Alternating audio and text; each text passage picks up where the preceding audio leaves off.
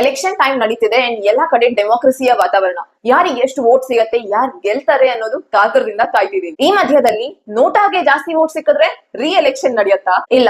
NOTA ಅಂತಂದ್ರೆ none of the above. Voter NOTA button ಅನ್ನ press ಮಾಡ್ತಿದ್ದಾನೆ ಅಂತಂದ್ರೆ ಅವರಿಗೆ ಈ ಎಲೆಕ್ಷನ್ ಅಲ್ಲಿ ಇರುವಂತ ಯಾವುದೇ ಕ್ಯಾಂಡಿಡೇಟ್ ಆಗ್ಲಿ, ಯಾವುದೇ ಪೊಲಿಟಿಕಲ್ ಪಾರ್ಟಿ ಇಷ್ಟ ಇಲ್ಲ ಅಂತ ಅರ್ಥ. ಸೊ ಹಾಗಂತ ನೋಟಾಗೆ ಜಾಸ್ತಿ ವೋಟ್ ಸಿಕ್ಕಿದ್ರೆ ಅದರ ನೆಕ್ಸ್ಟ್ ಹೈಯೆಸ್ಟ್ ವಿನ್ನಿಂಗ್ ಕ್ಯಾಂಡಿಡೇಟ್ ಯಾರಿದ್ದಾರೆ ಅವರನ್ನ ಎಲೆಕ್ಟ್ ಮಾಡ್ತೀವಿ. ಫಾರ್ ಎಕ್ಸಾಂಪಲ್, ನೋಟಾಗೆ 1,000 ವೋಟ್ ಸಿಕ್ಕಿದ್ದು ಅಂಡ್ ಅದರ ನೆಕ್ಸ್ಟ್ ಇದ್ದಂತ ಕ್ಯಾಂಡಿಡೇಟ್ಗೆ 100 ವೋಟ್ ಸಿಕ್ಕಿದ್ರು ಸಹ ಅವರೇ ಗೆಲ್ತಾರೆ. ಸೊ ಇಂಡಿಯಾ ಅಲ್ಲಿ ನೋಟಾಗೆ ರೈಟ್ ಟು ಎಕ್ಸ್ಪ್ರೆಸ್ ಡಿಸೆಂಟ್ ಸಿಕ್ಕಿದೆಯೇ ಹೊರತು ರೈಟ್ ಟು ರಿಜೆಕ್ಟ್ ಅಲ್ಲ. ಸುಪ್ರೀಂ ಕೋರ್ಟ್ ನ ಒಂದು ಲ್ಯಾಂಡ್ ಮಾರ್ಕ್ ಜಡ್ಜ್ಮೆಂಟ್ ಮುಖಾಂತರ ನಾವು ನೋಟಾನ ಇಂಟ್ರೊಡ್ಯೂಸ್ ಮಾಡಿದ್ವಿ. PUCL versus union of India 2013 ಅಲ್ಲಿ ನೋಟಾ ವೋಟ್ಸ್ ನ ಕೌಂಟ್ ಮಾಡ್ಲಾಗತ್ತೆ ಅಂಡ್ ಕ್ಯಾನ್ಸಲ್ಡ್ ವೋಟ್ ಕ್ಯಾಟಗರಿಯಲ್ಲಿ ಹಾಕ್ತಾರೆ. ಸೊ ಹಾಗಿದ್ದಾಗ ನೋಟಾನ ಇಂಪಾರ್ಟೆನ್ಸ್ ಏನು ಅಂತಂದ್ರೆ ಇದು ಪೊಲಿಟಿಕಲ್ ಪಾರ್ಟೀಸ್ಗೆ ಕೊಡ್ತಿರುವಂತ ಒಂದು ವಾರ್ನಿಂಗ್ ಅಷ್ಟೇನೆ. ನೋಟಾ ಕೇವಲ ಕ್ಯಾನ್ಸಲ್ಡ್ ವೋಟ್ ಅಷ್ಟೇ ಅಲ್ಲದೆ ಅದಕ್ಕೆ ಇನ್ನಷ್ಟು ಪವರ್ ಕೊಡ್ಬೇಕು